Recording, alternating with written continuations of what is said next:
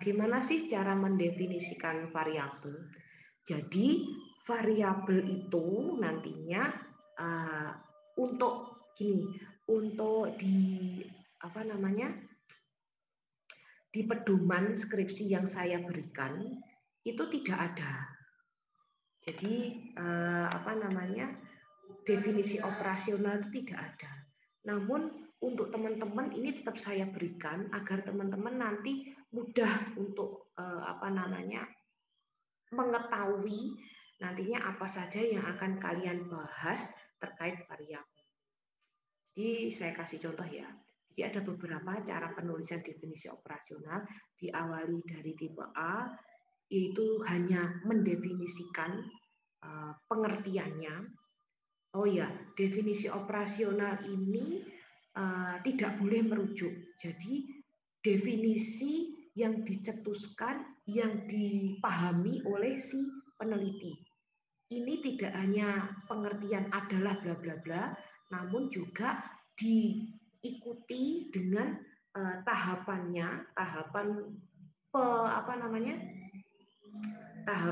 pengambilan datanya agar dapat bisa menjabarkan variabel tersebut. Misal, saya mau meneliti terkait jenis mangga, misalkan seperti itu ya, pohon mangga. Gitu. Jadi saya berikan penjelasan pohon mangga adalah bla bla bla dengan karakteristik nantinya yang dilihat ya jenisnya, jenis pohonnya, misalkan kualitas buah seperti itu. Jadi harus ditambahkan di akhirnya. Nanti untuk penulisannya ada. Nah, untuk tipe A itu hanya penjabarannya. Untuk tipe B ini definisi dirumuskan dalam bentuk deskripsi bagaimana suatu objek beroperasi, dan yang terakhir dirumuskan dalam berbentuk deskripsi dan bagaimana cara statis untuk pengambilannya. Nah, ini contohnya tipe A, frustasi misalkan. Keadaan yang terjadi jika seorang individu terhalang untuk mencapai tujuan yang diinginkan pada saat hampir mencapainya. Nah, balik lagi, saya ingatkan bahwasanya definisi operasional ini yang menulis adalah si peneliti. Jadi tidak boleh merujuk. Itu. Kalau kalau merujuk itu namanya bukan definisi operasional. Metode penelitian itu susah-susah gampang ya. Jadi kita harus banyak baca, terus kemudian kita sebagai peneliti merujuk tulisan orang yang tidak boleh sama dengan tulisan orang tersebut. Misalkan ini tulisan saya, 5 di tahun 2021 kayak gitu. Untuk teman-teman yang baca, kan ini sudah milik saya ya. Tidak boleh nulisnya sama seperti ini. Jadi kalian baca tulisan orang, terus kemudian kalian yang menafsirkan. Namun tetap nanti boleh menulisnya rujukannya dari 5 di tahun 2021. Contohnya, frustasi adalah keadaan yang terjadi jika seseorang individu terhalang untuk mencapai tujuan yang sangat diinginkan pada saat hampir mencapainya. Kalian pahamnya, frustasi itu keadaan yang membuat seseorang bingung untuk mencapai tujuan saat hampir mencapainya. Boleh nulis seperti itu. Namun tetap wajib rujukannya ditulis nantinya 5 tahun 2021. Kasarannya kalian baca buku, di buku itu tulisannya apa, kalian pahamnya apa, itu baru ditulis. Nanti baru ditulis rujukannya. Itu salah satu cara untuk menghindari plagiasi. Karena haram hukumnya jika kita peneliti kita menulis menulis rujukan itu sama dengan yang kita baca. Caranya seperti itu. Jadi agak lama, namun kalau kita bisa memperhatikannya itu lebih mudah nantinya. Jadi untuk kan nantinya wajib ada cek plagiasi. Itu di akhirnya nanti lebih mudah, jadi tidak bisa 2 kali. Jadi mulai awal sudah di-aware. Hati-hati. Nah, ini untuk tipe B-nya, sistem pengapian elektronik, misalkan contohnya. Ini suatu sistem pengapian pada motor bensin 4 tak di mana produksi bunga api pada businya diatur oleh rangkaian elektronik dan komponen utama berupa transistor.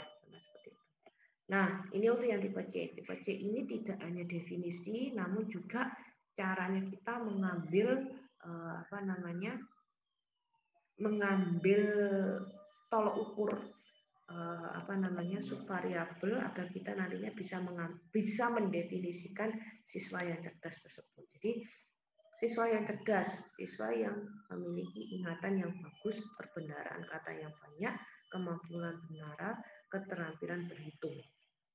Nah, untuk mulai dari ingatan yang bagus dan seterusnya sampai kemampuan berhitung, nah ini nantinya bisa kita jadikan tolok ukur kuesioner kita.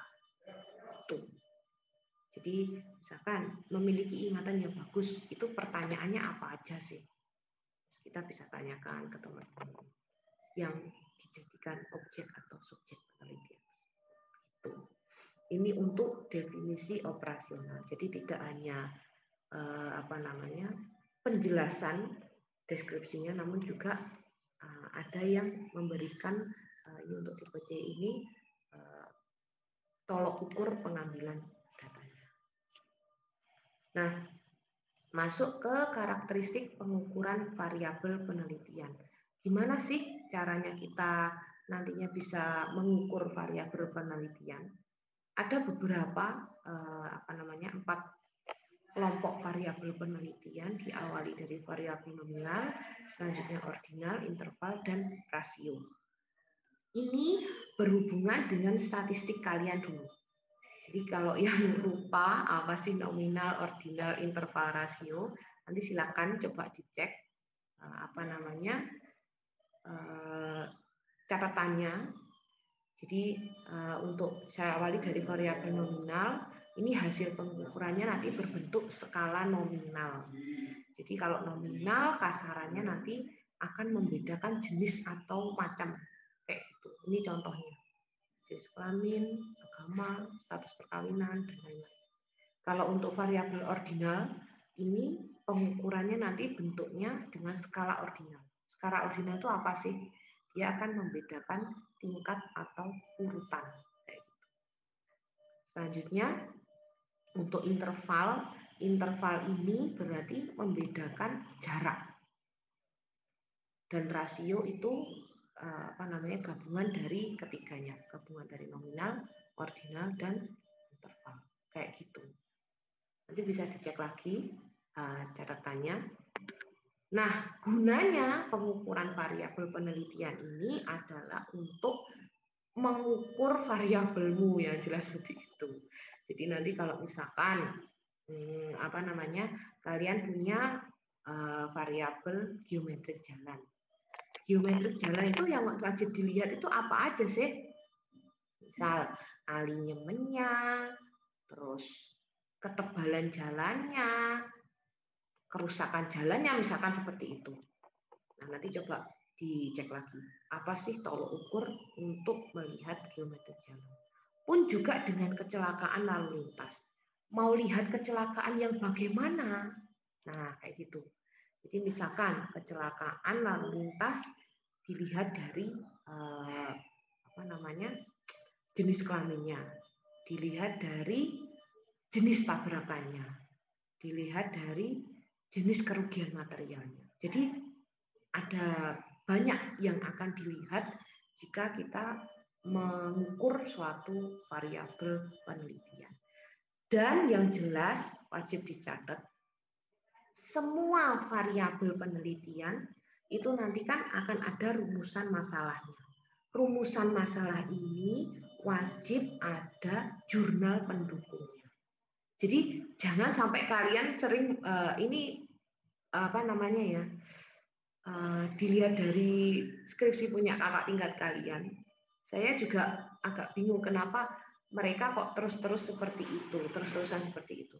Misalkan rumusan masalah. Bagaimana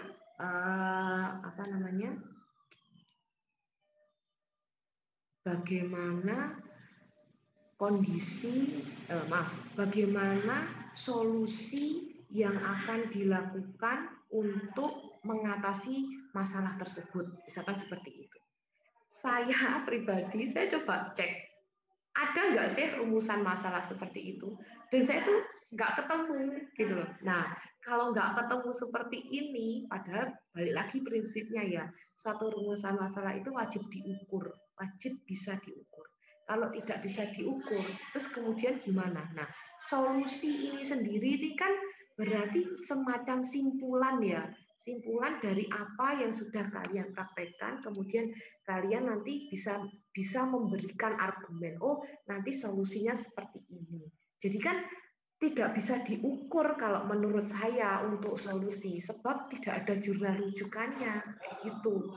Jadi setiap kali ada yang mengemukakan rumusan masalah solusi, nah saya akan langsung tanya, mana jurnal rujukan? Nah ini yang perlu hati-hati untuk teman-teman nantinya melaksanakan penelitian. Kalau ujian, pasti semuanya akan diminta tanggung jawabnya. Kalau rumusan masalah, misalkan mau melihat LHR-nya, kalau LHR kan jelas ya, bagaimana LHR di jalan tersebut, misalkan seperti itu. Kalau LHR kan jelas, LHR nanti tahapannya pengambilan datanya ini, terus kemudian nanti bisa disimpulkan kan dilihat jam sekian sampai jam sekian, nanti yang lewat kendaraannya ini dengan jumlah sekian. Ya kan jelas ya, dan jurnal pendukungnya, jurnal terdahulu ada. Namun kalau solusi seperti itu yang saya berikan tadi, itu kan belum ada. Jadi usahakan nanti kalau teman-teman wanti-wanti, hati-hati di situ, suatu rumusan masalah wajib bisa diukur. Jangan hanya membuat rumusan masalah. Gitu. Jadi soalnya yang susah kalian sendiri. Saat nanti kalian ujian ditanyai tidak bisa, itu nanti bisa mengurangi nilai kalian. Nah, sekian terima kasih. Ini terkait pemaparan variabel penelitian. Silakan jika teman-teman ingin bertanya dan menyesuaikan dengan judul kalian yang sudah kalian angkat, utamanya yang sudah.